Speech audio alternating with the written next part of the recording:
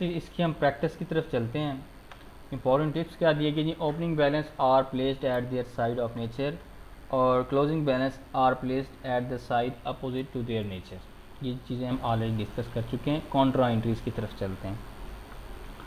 Contra entry क्या चीज़ है जी हमारे पास? Contra entry appears in debtors as well as in creditors,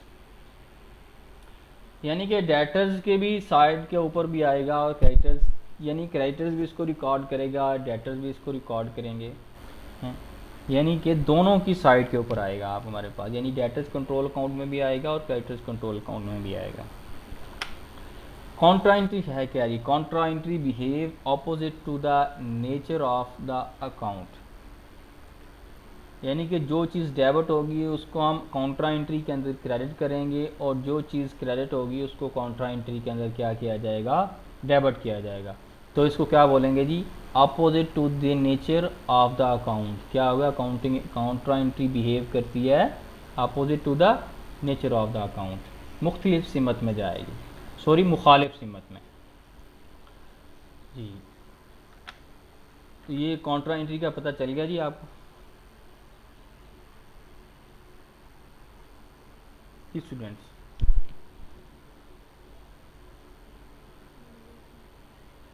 तो नेक्स्ट हम आगे मूव करते हैं। आगे हमें इसके लिए सिनेरियो दिया गया कॉन्ट्रा एंट्री का, इसको ज़रा डिस्कस एक बार कर लेते हैं।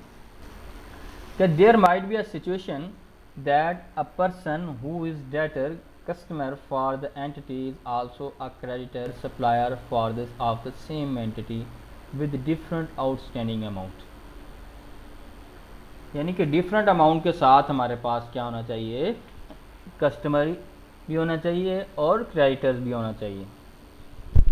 यानी कि ए और बी, हम यहाँ पे क्या एग्जांपल देगी इसी को ले लेते हैं। Motion is debtor with rupees 700 and motion is also creditor with rupees 500। In this case contra entry would be required to set off these two balances, यानी कि इन बैलेंस को अगर हमने उसने 700 रुपये लेना है और 500 रुपये उसने पे करना है, तो इसकी सूरत में क्या होगा? इसको आपस में हम सेट ऑफ कर देंगे, यानी कि जितने पैसे लेने हैं उसने और जितने देने हैं इनको आपस में हम क्या करेंगे? प्लस माइनस करके सेट ऑफ कर देंगे। तो यहाँ पे प्लस माइनस क्या होगा हमारे पास? हम उसको लेके चलेंगे डेबिट क्रेडिट के हवाले से। तो Contra entry always recorded with lower balance of outstanding amount, यानी कि जब भी हमने कॉन्ट्रा एंट्री को रिकॉर्ड करना है हमने कम टोटल वाली अमाउंट के साथ रिकॉर्ड करना है। कम, जिस अमाउंट की जो कम होगी उसके साथ हमने रिकॉर्ड करना है, लोअर अमाउंट के साथ हमने रिकॉर्ड करना है। तो यहाँ पे क्या बताया था मैंने आपको? जो चीज़ हमारे पास डेबिट होती है उसको हमने क्रेडिट कर देना है, यानी कि डेटर्स कंट्रोल अकाउंट डेबिट होना चाहिए। तो यहाँ पे क्या हुआ पड़ा है? डेटर्स कंट्रोल अकाउंट मोशन आगे लिखा हुआ है तो 500 के साथ हमने इसको क्रेडिट कर दिया। और इसी तरह से क्रेडिटर्स कंट्रोल अकाउंट को डेबिट कर दिया गया है कि इसकी नेचर क्या है जी? हमारे पास क्रेडिट है, तो हमने मोशन को क्रेडिटर्स कंट्रोल अकाउंट यानी कि डेबिट कर दिया। अमाउंट क्या है जी? 500 के साथ हमने किया। यहाँ पे जो बातें हमने जहन में रखनी है वो ये रखनी है यहाँ पे कि creditors Contra entry creditors control account में भी लिखी जाएगी और डेटर्स कंट्रोल अकाउंट में भी, और इसके साथ हमने जो रिकॉर्ड करना है वो आउटस्टैंडिंग अमाउंट, कम से कम आउटस्टैंडिंग अमाउंट उस अमाउंट को कहा जाता है कि जो अमाउंट अभी आपने रिसीव करनी है या पे करनी है। अगर आउटस्टैंडिंग पेएबल है तो वो आपने पे करनी है अभी, और आउटस्टैंडिंग रिसीवेबल है तो उसके मतलब आपने अभी रिसीव करनी है। आउटस्टैंडिंग अमाउंट मीन अदा करने वाली अमाउंट या हासिल करने वाली, अभी आपने पैसे लेने हैं तो वो अमाउंट आप, यानी कि अभी तक आपको रिसीव नहीं हुई या अभी तक आपने पे नहीं की, आउटस्टैंडिंग अमाउंट ये हमारे पास है। तो जो लोअर होगा उन दोनों में से उसके साथ हमने रिकॉर्ड करना है। ये स्टूडेंट्स कॉन्ट्रा एंट्री का पता चल गया और कैसे हम इसको रिकॉर्ड करेंगे?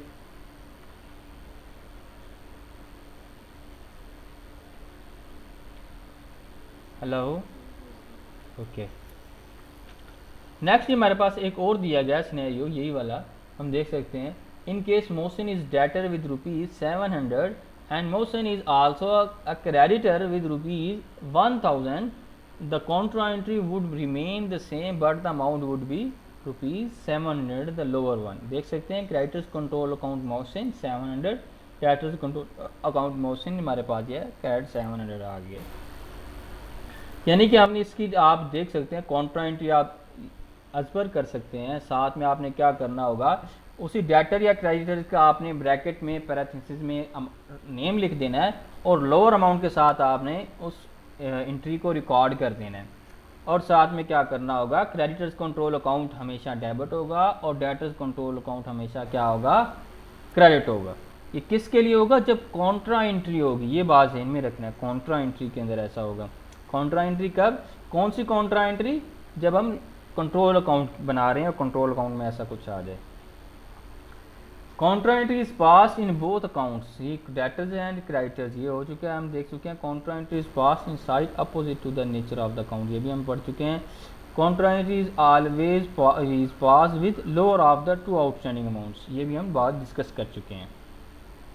अब आगे जी हमारे पास कंट्रोल अकाउंट में हमने क्या करना है, posting from journal to individual accounts in maintain in subsidiary ledger, कि हमने जर्नल से क्या करना होगा, सब्सिडरी लेजर के अंदर कैसे हमने पोस्टिंग करनी है। ये जैसा कि हमारे पास दिए गए हैं बुक्स ऑफ ओरिजिनल एंट्रीज, यानी कि 2 बुक्स दी गई हैं हमारे पास, परचेज जर्नल या डे बुक भी जिसको बोलते हैं, परचेज डे बुक भी कह सकते हैं, सेल्स जर्नल या सेल्स डे बुक भी जिसको बोला जाता है, ये हमारे पास है।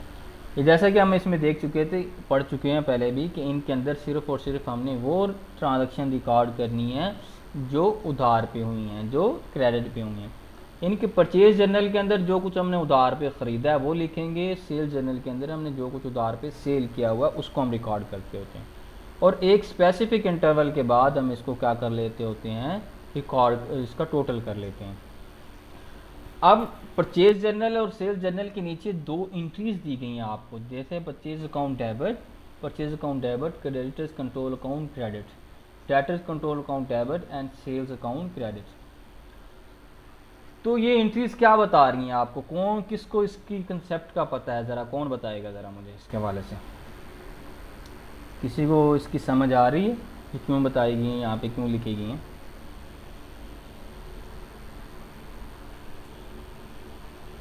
जी स्टूडेंट्स, ये नीचे का बताया हुआ ना, परचेजेस नीचे में डेबिट है और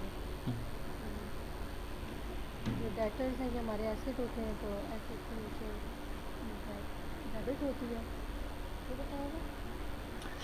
असल में बात ये है कि ये हमें ये चीज़ बताई जा रही है, हमने इसमें भी पढ़ा था जब हमने सब डिवीजन ऑफ बुक्स पढ़ी थी, यानी कि जब हमने ये वाले जर्नल पढ़े थे तब हमने ये चीज़ें डिस्कस की थी। ठीक है, ये बेसिकली क्या होता है, जैसे कि हमने ये परचेज जर्नल को एक स्पेसिफिक इंटरवल के बाद, एक ख़ास इंटरवल के बाद टोटल कर लिया, और यहाँ पे भी हमने टोटल कर लिया। तो ये चीज़ हमारे पास शो हो रही है, सिंगल एंट्री बुक कीपिंग को शो कर रहा है हमारे पास, सिर्फ हमने एक एस्पेक्ट को हमने रिकॉर्ड किया है। जब हमने दूसरा एस्पेक्ट हम कैसे रिकॉर्ड करेंगे, जब इसका टोटल हो जाएगा तो ये होगा, ये डेटर्स कंट्रोल अकाउंट के अंदर हम इसको सेल्स जर्नल का, इसको हम डेबिट साइड के ऊपर पोस्ट करेंगे डेटर्स कंट्रोल अकाउंट के अंदर।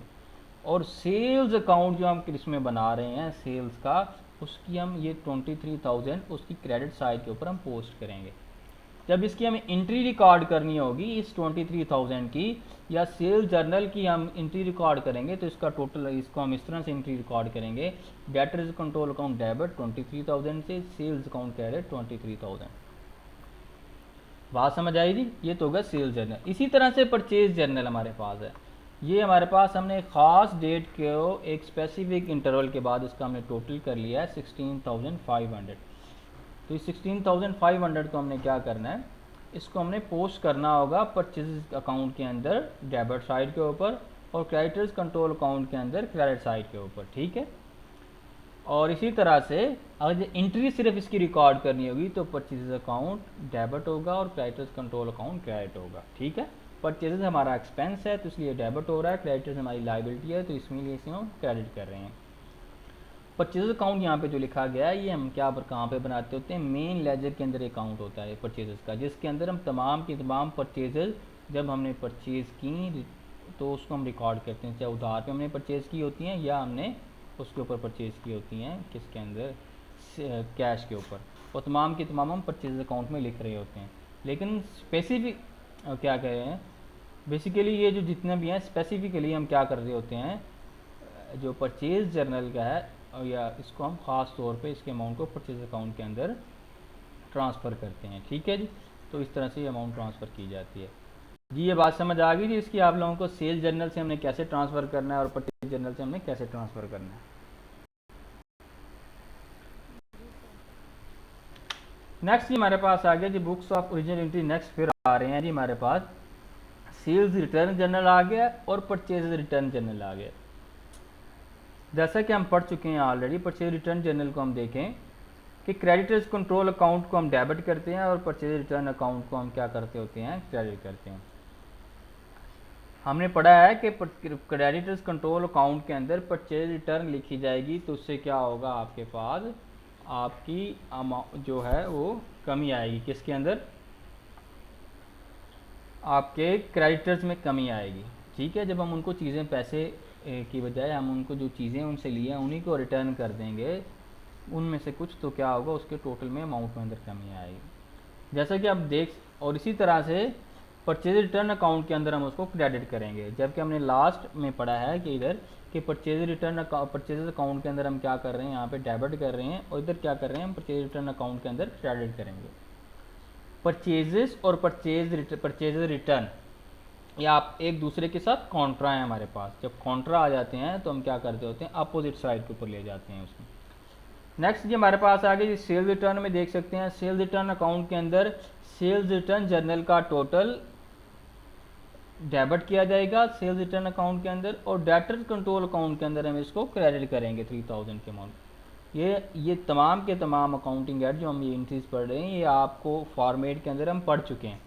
यानी कि फॉर्मेट आपको याद है, आपको फ़ौरन से आपके माइंड में क्लिक करेगा ये अमाउंट कहाँ पे लिखनी है। जैसा कि हम देख सकते हैं यहाँ पे डिफरेंट कस्टमर दिए हैं A B C D A D B, यानी कि ए ने 2 बार ट्रांजैक्शन की है और बी ने भी 2 बार की है, और किस तरह डी ने भी 2 बार ट्रांजैक्शन की, 2 बार चीज़ें परचेज़ की हैं, और सी ने भी ऐसी। और यहाँ पे हम देख सकते हैं ओ भी 2 बार कर चुका है, और उसके बाद पी भी 2 बार है, और क्यू भी 2 बार कर चुका है, और आर 1 बार कर चुका है।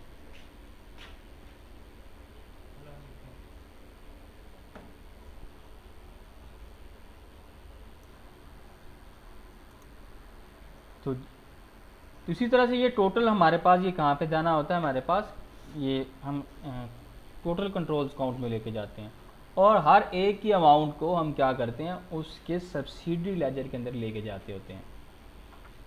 और इसी तरह से हमारे पास ये आ गया जनरल के अंदर ये हमारे पास अमाउंट्स दी गई हैं, हमने पुट करनी है।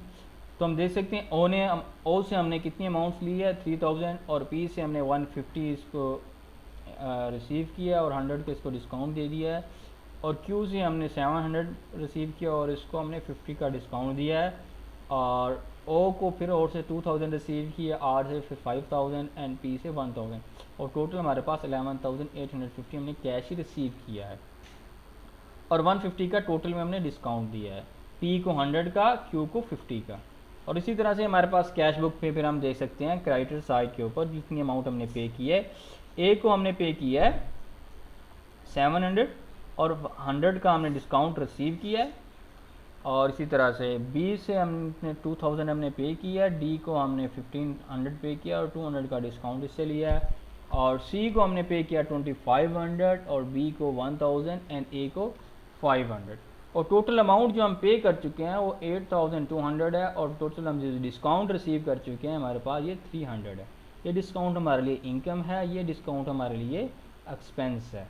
ठीक है, यानी कि जो डिस्काउंट हम रिसीव करते हैं वो एक्सपेंस होगा, जो डिस्काउंट हम पे करते हैं यानी किसी को देते हैं वो हम क्या होगा डिस्काउंट, वो हमारे लिए पे नहीं करते थे, डिस्काउंट हम देते होते हैं, गिव करते हैं, वो हमारे लिए क्या होगा, एक्सपेंस होगा।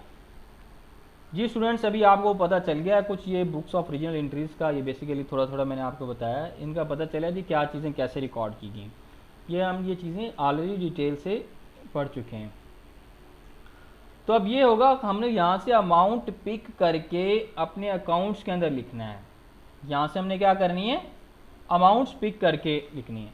अब ये देखें अमाउंट्स कौन कौन सी पिक करेंगे हम, ये टोटल अमाउंट जो होगी, ये टोटल अमाउंट और ये टोटल अमाउंट हम यहाँ पे इनके कंट्रोल काउंट का जो टोटल होगा यानी कि उसके अंदर हम लिखेंगे, और ये जो हमारे पास ईच जो अमाउंट दी गई है हर कस्टमर के हवाले से ये सब्सिडी लेजर के अंदर लिखेंगे। ठीक है, ये 4500 ये जो हमारे पास अकाउंट बताए गए यहाँ पे पोस्ट किए जाएंगे, और हर इन ये जो इनकी रेलिवेंट अमाउंट बताएगी ये हर कस्टमर की, और ये बताई जा रही है, ये उनके अकाउंट्स के अंदर लिखा जाएगा।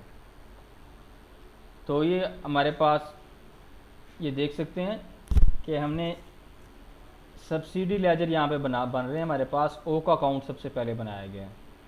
क्या किया जी, हमने ओ का अकाउंट बनाया है। तो देख सकते हैं सेल जर्नल से हमारे पास हमने क्या किया है, इसको 5000 की एक बार इसको सेल की है, और सेल जर्नल से 2000 की फिर सेल की है, और सेल जर्नल फिर 1000 की, यानी कि 8000 रुपये की टोटल अमाउंट हमने इसको सेल की है। और उसके बाद हमें कैसे पता चला जी ये हमने 8000 की इसको सेल की है, हम देख सकते हैं ओ को हम सेल कर रहे हैं पहले 5000, फिर हम ओ को सेल कर रहे हैं 2000, फिर हम ओ को सेल कर रहे हैं 1000। 5000, 2000 एंड 1000 कितना टोटल बन गया, 8000। क्या ऐसे ही यहाँ पे पुट किया गया है सेल्स जर्नल के अंदर? बिल्कुल वैसा ही। क्या सेल्स रिटर्न इसको ने की है, हम देख सकते हैं सेल्स रिटर्न हुई है कितनी जी, ओ ने की है जी हमारे पास 1500 के हमें सेल्स रिटर्न की है। तो इसी तरह से हमने यहाँ पे पुट कर दिया सब्सिडी लेजर के अंदर कितना जी, सेल्स रिटर्न 1500। क्या हमने इससे कैश रिसीव किया है, देख सकते हैं जी ओ ने हमें कैश दिया 3000, फिर दिया है कुछ कैश अगेन 2000 कैश दिया है। तो 3 तो यानी कि हमारे पास 3000 और फिर 2000 आ चुका है। क्या कोई बैड डेट्स थे जी, बैड डेट्स हमारे पास ये बताया गया है। बैड डेट्स अकाउंट कितना है जी हमारे पास 500 का, और डेटर्स ओ ने हमारे पास बैड डेट्स हुआ है 500। तो देख सकते हैं हमारे पास बैड डेट्स 500 हमने यहाँ पर पुट कर दिए।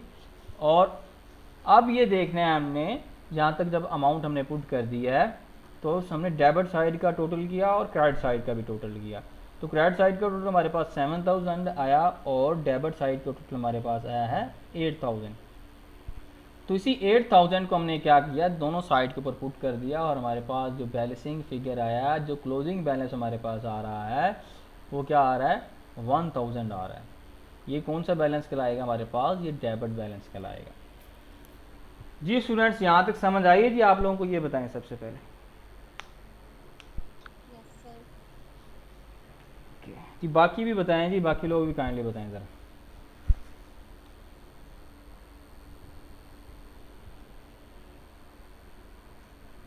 इसी तरह से फिर हमारे पास क्यू का अकाउंट है।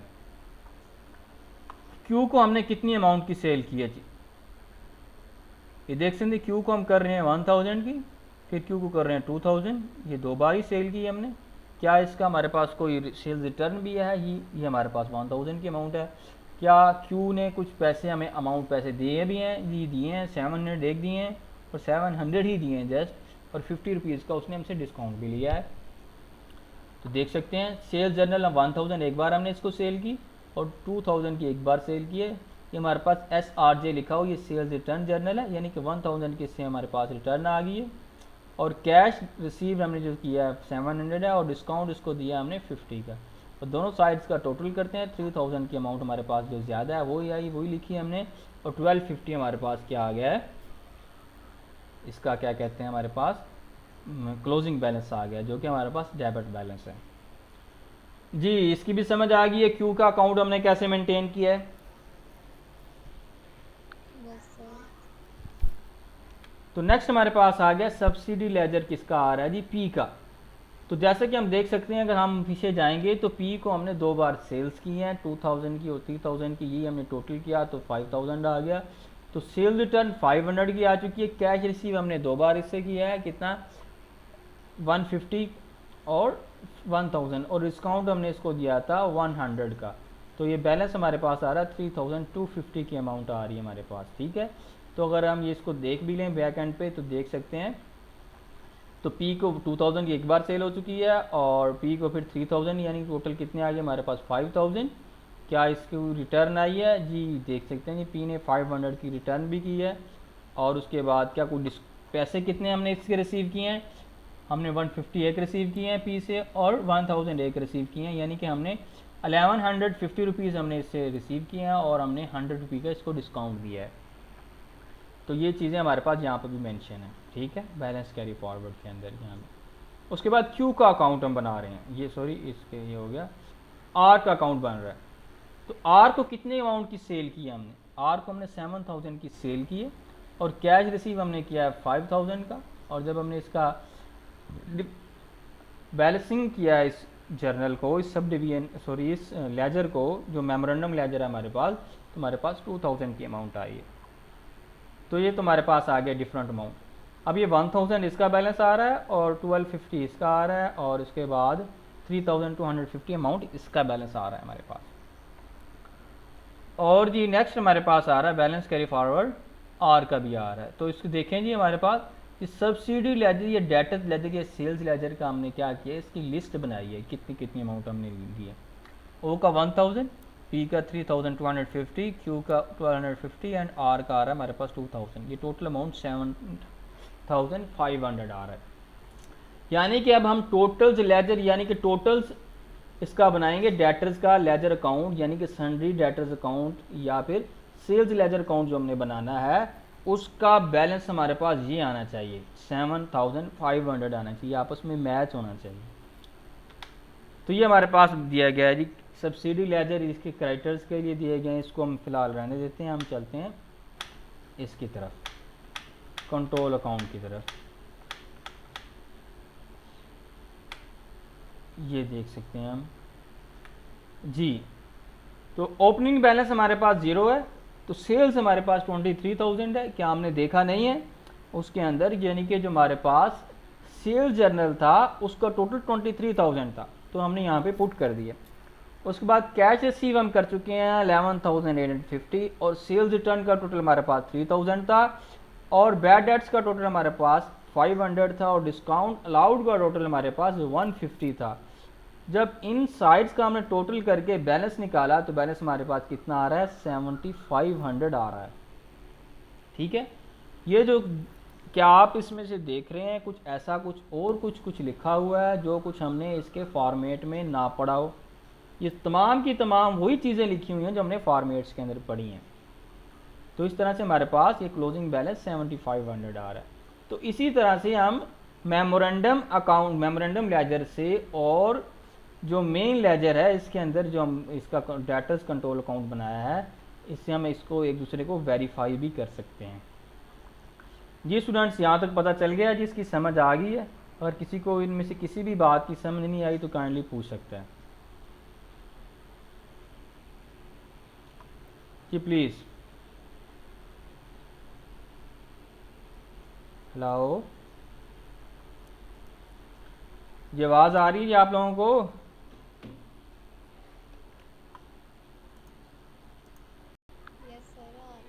ओके, ये बताएं जी समझ आ गई आप लोगों को यहाँ तक?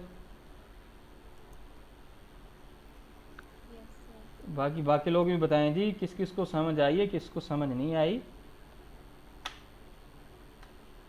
जी स्टूडेंट्स,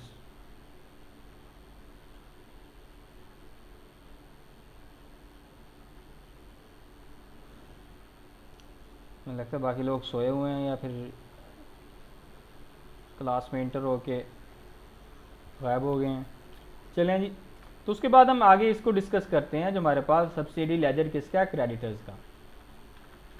तो क्रेडिटर्स में हमने क्या पढ़ चुके हैं, वैसे ही जैसे कि हम उसके अंदर हमने पढ़ा था कि परचेज, हम सबसे पहले ए का अकाउंट बना रहे हैं।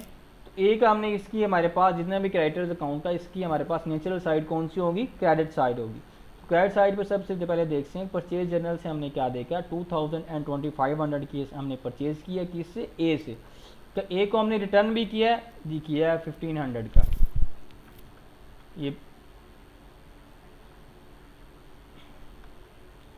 ये देख सकते हैं हमने ए को कितना रिटर्न किया हुआ है 1500 का, और सी को 1000 का एंड 2000 का हमने किसको रिटर्न किया हुआ, डी को। और इसका टोटल हमारे पास ये देख सकते हैं ए से हमने 2000 एक बार सेल किया और 2500 की एक बार फिर सेल, यानी कि टोटल हमने 4500 की परचेज की है किससे, ए से। तो क्या इतनी अमाउंट के साथ हमारे पास यहाँ पे लिखा गया है 2000 एंड 2500, ये 4500, ये टर्न हमने लिख दी 1500, कैश पे हमने 700 किया है और कैश पे हमने 500 अगेन किया है, डिस्काउंट रिसीव हमने किया है 100 का। तो बैलेंसिंग फिगर किया है तो 4500 हमारे पास दोनों साइड पे आया और 1700 का हमारे पास क्या आ गया है, टोटल अमाउंट आ गई है इसकी, सॉरी क्लोजिंग बैलेंस आ गया है। तो ये क्लोजिंग बैलेंस क्यों क्रेडिट साइड पे आया है, क्योंकि हमारे पास ये हम क्रेडिटर का लेजर बना रहे हैं और इसका नॉर्मल बैलेंस हमारे पास क्रेडिट साइड पे ही आना चाहिए। तो ये रूटीन के मुताबिक क्रेडिट बैलेंस आया है। इसी तरह से हम सी का अकाउंट बनाते हैं, तो सी का अकाउंट हम देख सकते हैं परचेज रिटर्न, तो परचेज जर्नल के अंदर 1000 की अमाउंट आई है हमारे पास, और उसके बाद हम देख सकते हैं और इसके साथ साथ परचेज रिटर्न जर्नल हम देख सकते हैं इसमें 1000 है, और कैश पेड जो हमने कर दिया वो 2500 है। यानी कि हमने अपने सी जो हमारा सप्लायर था उसको हमने पेमेंट ज़्यादा कर दी है। तो क्या होगा, हमारे पास हमारा डेबिट साइड की अमाउंट जो टोटल है वो ज़्यादा आ गया है, और ये 3500 का टोटल आया। तो इसी तरह से हमने किया, तो बैलेंस क्लोजिंग बैलेंस कितना आ गया हमारे पास 2500। ये कौन सा बैलेंस है, ये डेबिट बैलेंस है, ये यूजुअल नहीं है, ये रूटीन के मुताबिक नहीं है बल्कि रूटीन के अगेंस्ट है कि हमने अपने सप्लायर को ज़्यादा अमाउंट पे कर दी है। तो नेक्स्ट इसी तरह से हमारे पास, तो जब हम इसकी लिस्ट बनाएंगे, जैसा कि हमने ये बैक एंड पे लिस्ट बनाई है, जब हम डेटर्स की लिस्ट बनाएंगे तो ये 2500 क्या आएगा हमारे पास माइनस में आना चाहिए वहाँ पे, ठीक है। तो नेक्स्ट हमारे पास बी का अकाउंट है। बी का अकाउंट में हम परचेज जनरल के अंदर देखें तो इसको हमने 6000 की सेल किया है, तो यही हमने टोटल पे लिख दिया, और 2 बार इसको हमने कैश पे किया है 2000 एंड 1000 का, तो 3000 हमारे पास क्लोजिंग बैलेंस आ गया।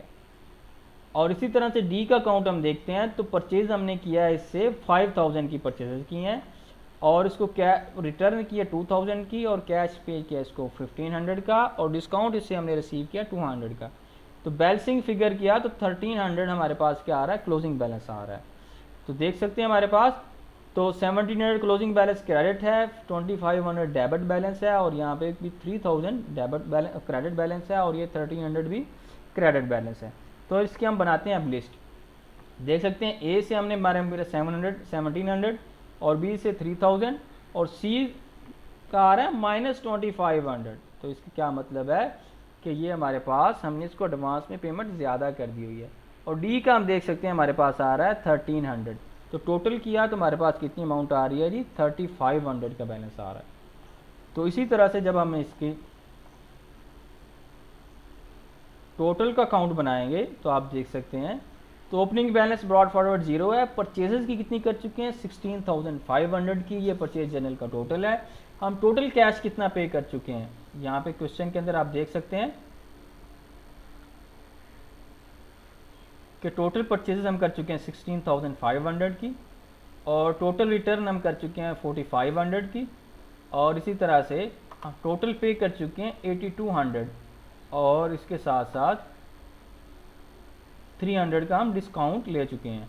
तो क्या वही अमाउंट्स यहाँ पे लिखी हुई हैं, 8200 कैश पे किया हुआ है, 4500 के हमने रिटर्न किए हैं, 300 हमने 300 हमने डिस्काउंट लिया, और हमारे पास क्लोजिंग बैलेंस कितना आ रहा है 3500 की अमाउंट आ रही है, और 16500 जो टोटल है। तो इस तरह से हमारे पास ये जो हमारा 3500 है, और जो लिस्ट से हमने 3500 निकाला है वो आपस में क्या हो रहा है, हमारे पास वेरीफाई हो रहा है। तो इस तरह से हमने लेजर अकाउंट बनाने हैं, कौन से जी बात समझ आ गई जी। मेन लेजर के अंदर हमने कौन से बनाने हैं, डेटर कंट्रोल अकाउंट और क्रेडिटर्स कंट्रोल अकाउंट बनाएंगे, और इसी तरह से हम हर कस्टमर का या हर सप्लायर का अलग-अलग अकाउंट भी बनाएंगे। जी स्टूडेंट समझ आ गई जिसकी बात, ये बात।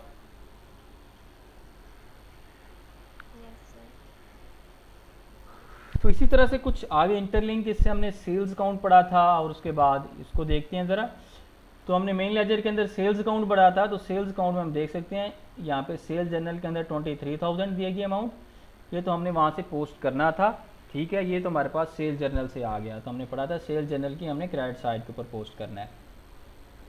और ये 23000 यहाँ पे हमारे पास वहाँ पे क्यों आ रहा है डेबिट साइड के ऊपर इनकम स्टेटमेंट, हमने क्लोजिंग एंट्री पढ़ी थी। क्लोजिंग एंट्री में क्या करते हैं, जब भी हमने कोई चीज़ क्लोज करनी होती है इनकम को, हमने ये भी पढ़ा था कि जितने भी नॉमिनल अकाउंट्स हैं, यानी कि इनकम और एक्सपेंस से रेलिवेंट अकाउंट हैं, वो हर अकाउंटिंग पीरियड के अंदर हम क्लोज कर देते हैं, हर रिपोर्टिंग पीरियड के अंदर क्या कर दिए जाते हैं, क्लोज कर दिए जाते हैं। फिर उसको नेक्स्ट रिपोर्टिंग पीरियड के अंदर हम ओपन करते हैं अगेन। जब क्लोज करते हैं तो इनकम स्टेटमेंट के अंदर क्लोज करते हैं, यानी कि जो चीज़ डेबिट होनी होती है उसको क्रेडिट कर दिया जाता है जब क्लोजिंग एंट्री रिकॉर्ड करते हैं, और जो चीज़ क्रेडिट होनी और डेबिट होनी होती है यानी कि जिस चीज़ की नेचर डेबिट होती है वो उसको हम क्रेडिट कर देते होते हैं, और उसके अगेंस्ट इनकम स्टेटमेंट को डेबिट या क्रेडिट कर दिया जाता है। तो क्लोजिंग एंट्री को हम देख सकते हैं। Closing entry for sale revenue या इनकम के लिए क्या होगी, रेवेन्यू सेल्स या इनकम डेबिट हो जाएगा 23,000 के साथ। इनकम स्टेटमेंट या इनकम समरी अकाउंट क्या हो जाएगा हमारे पास, इनकम समरी अकाउंट या प्रॉफिट एंड लॉस अकाउंट, ये तीनों नेम में से कोई भी नेम लिखा जा सकता है। तो ये 23,000 के अमाउंट के साथ क्या हो जाएगा हमारे पास, क्रेडिट हो जाएगा। सॉरी, ये तो हमारे पास वैसे हमने एंट्री लिखी हुई है। क्लोजिंग एंट्री ये होगी हमारे पास। इनकम स्टेटमेंट ही हमारे पास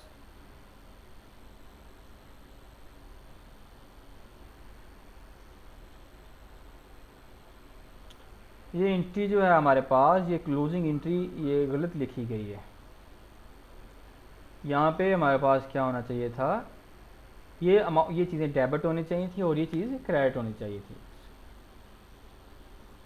रेवेन्यू, सॉरी ठीक, ये एक मिनट बिल्कुल जी सही लिखा गया है। इनकम स्टेटमेंट को हमने क्या करना होता है, क्रेडिट करना। तो मैं प्रॉफिट एंड लॉस या इनकम समरी में थोड़ा सा ये बात ज़हन से निकल गई थी। तो ये ऐसे ही होगा, रेवेन्यू या सेल्स या इनकम क्या होगा, इसको हम डेबिट करते हैं। इसकी नेचर क्या है, हमारे पास क्रेडिट है, ठीक है। तो इसको हमने डेबिट ही किया हुआ है, ठीक किया हुआ। तो इसीलिए हमने यहाँ पे क्या किया है, 23,000 की अमाउंट को हमने यहाँ पे डेबिट साइड के ऊपर लिखा है। यानी कि सेल्स अकाउंट ये हमारे पास ये क्या हुआ है, डेबिट हुआ है इनकम स्टेटमेंट की वजह से 23,000। इस तरह से सेल्स रिटर्न अकाउंट है, तो इसमें हम देख सकते हैं सेल्स रिटर्न अकाउंट की डेबिट साइड के ऊपर हमारे पास 3,000 आ रहा है, तो ये हमारे लिए एक्सपेंस है सेल्स रिटर्न। तो इसीलिए हम इनकम स्टेटमेंट यहाँ पे डेबिट हो रहा है और सेल्स रिटर्न अकाउंट को हमने क्या कर दिया, क्रेडिट कर दिया 3,000 के साथ। तो ये हमारे पास कुछ क्लोजिंग एंट्री दी गई हैं ये आपके साथ। नेक्स्ट हमारे पास मेनली डिस्काउंट अलाउड के हवाले से, डिस्काउंट अलाउड हमारे पास एक्सपेंस है। तो एक्सपेंस की सूरत में हमने इनकम स्टेटमेंट को क्रेडिट किया है। और बैड डेट्स अकाउंट में हमारे पास एक्सपेंस है, तो डेटर्स कंट्रोल अकाउंट में हमारे पास 5 बैड डेट्स है, और इसके बाद इनकम स्टेटमेंट में भी हमने 500 यहाँ से अमाउंट पुट की है। और परचेज अकाउंट में हम देख सकते हैं, परचेज अकाउंट हमारा एक्सपेंस होता है, तो परचेज जनरल 16,500 डेबिट हो रहा है, तो इनकम स्टेटमेंट की वजह से फिर क्या हो रहा है हमारे पास, परचेज अकाउंट क्रेडिट हुआ है। तो इसी तरह से हमारे पास परचेज रिटर्न के हवाले से है कि परचेज जर्नल हमारे पास, purchase return account purchase journal की वजह से क्या होता है, जो हमारे पास क्रेडिट होता है, और इनकम स्टेटमेंट की वजह से ये क्या होता है, हमारे पास डेबिट होता है क्योंकि एक्सपेंस है। और इसी तरह से हमारे पास डिस्काउंट रिसीव्ड है, डिस्काउंट रिसीव्ड हमारे लिए इनकम है, तो क्रेडिटर्स कंट्रोल अकाउंट की वजह से हमारे पास ये क्रेडिट होता है, और इनकम स्टेटमेंट की वजह से हमारे पास ये डेबिट होता है। यहाँ पे क्लोजिंग एंट्री आपको बताता जाऊँ, क्लोजिंग एंट्री फॉर एक्सपेंस क्या होती है, इनकम स्टेटमेंट या इनकम समरी अकाउंट या profit and loss account debit होगा, और एक्सपेंस अकाउंट जो भी हमारे पास वो क्रेडिट होगा। और इसी तरह से closing entry for sales and revenue income के लिए क्या होगा, रेवेन्यू सेल्स इनकम डेबिट होगी, इनकम स्टेटमेंट या इनकम समरी अकाउंट या प्रॉफिट एंड लॉस अकाउंट ये कोई भी नेम यूज़ हो सकता है, इसको क्रेडिट किया जाएगा। इनकम ट्रांसफ़र टू कैपिटल, जब हम इनकम को कैपिटल अकाउंट के अंदर ट्रांसफ़र करेंगे तो इनकम हमारे पास क्या होगा, कैपिटल अकाउंट को हम क्रेडिट कर देंगे, और इनकम स्टेटमेंट या इनकम समरी अकाउंट या प्रॉफिट एंड लॉस अकाउंट जो होगा इसको हम डेबिट कर देंगे। और ड्राइंग्स के लिए क्या होगा, एंट्री होती है हमारे पास capital account debit, drawings account क्या हो जाता है हमारे पास, क्रेडिट हो जाता है। ये बेसिकली क्या चीज़ है, ये हमारे पास क्लोजिंग एंट्रीज हैं। तो इंपॉर्टेंट टिप्स आज के लिए देख लेते हैं जी हमारे पास। Sum of VOE are posted in the relevant ledger account in main ledger, ठीक है जी। ये हमारे पास क्या होगा, सम ऑफ जितने भी हमारे पास हैं जी, तो इनका हमने क्या करना होता है, लेजर के अंदर इनको हमने पोस्ट करना होता है। और उसके बाद क्या रहे हैं जी, carry forward balance of the control account should be equal to the total of the list as per relevant subsidiary ledger. और उसके साथ साथ ही हमारे पास कुछ बैक एंड पे भी टिप्स दी गई थी, उसको भी हम देख लेते हैं एक बार जी। ये क्या बताया गया जी, individual customers or suppliers account are maintained as memorandum, subsidy ledger balances are not taken to the trial balance. ये जो हमने ट्रायल बैलेंस के अंदर अमाउंट लेके जानी होती है, ये लेके या कौन सी जानी होती है, ये ये हमने लेके जाते होते हैं इसकी क्या कहते हैं, टोटल क्रेडिटर्स अकाउंट की या टोटल डेटर्स अकाउंट की या सैलरी जो भी हमारे पास होता है, यानी कि ये अमाउंट हमारे पास जाती होती है। ये 7500 की अमाउंट हमने लेके जानी होगी कहाँ पे, अंदर मेन ट्रायल बैलेंस के अंदर। और इसी तरह से ये 3500 ये वाली हमने लेके जानी है। और जो हमारे पास ये अमाउंट्स जो आ रही हैं हमारे पास 1300, 3000 या 1700 या 2500 या ये डिफरेंट अमाउंट जो इंडिविजुअल कस्टमर्स की आ रही हैं, इसको हमने ट्रांसफ़र नहीं करना होता ट्रायल बैलेंस के अंदर। जी स्टूडेंट्स, तो आज का टॉपिक हमारा ख़त्म हो गया है। तो ये बताएं जी यहाँ तक आपको